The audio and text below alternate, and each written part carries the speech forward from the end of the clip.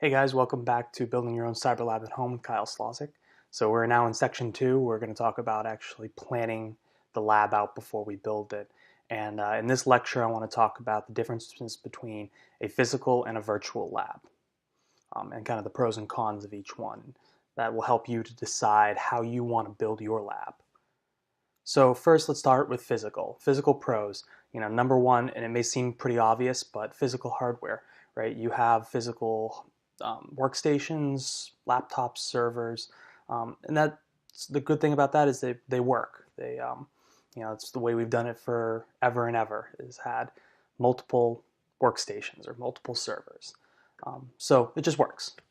The other pro of a physical setup is that you can test specialty hardware. If you have a firewall appliance or you have an IDS appliance, you can use those in your physical lab setup and test that and play around with it and learn those systems, which you can't really do in a virtual lab environment. Now, cons of this construct are that it's expensive. You have to buy a lot of physical hardware if you want to have a true enterprise network, a mock-up of an enterprise network. You have to have multiple workstations, multiple monitors, multiple keyboards, multiple mice, right? The other con is it kind of takes up a lot of room.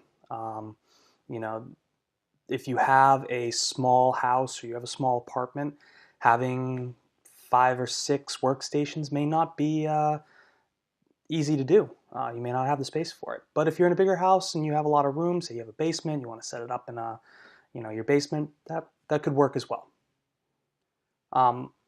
Let's talk virtual now. All right, so pros in virtual.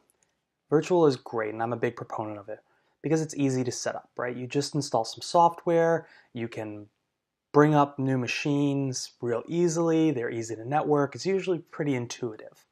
And then there's no need for that physical hardware. So if all you have is one workstation or one laptop, you can run an entire lab just from that one machine. There's no need to buy any extra hardware.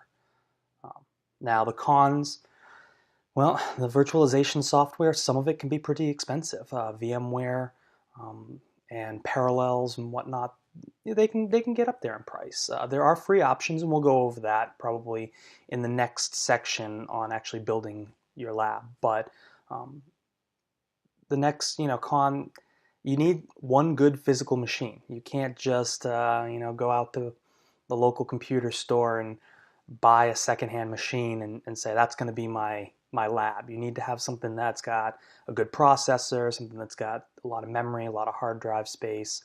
We're going to talk about that in future lectures in this section on what are your equipment needs and where do you need to go with that.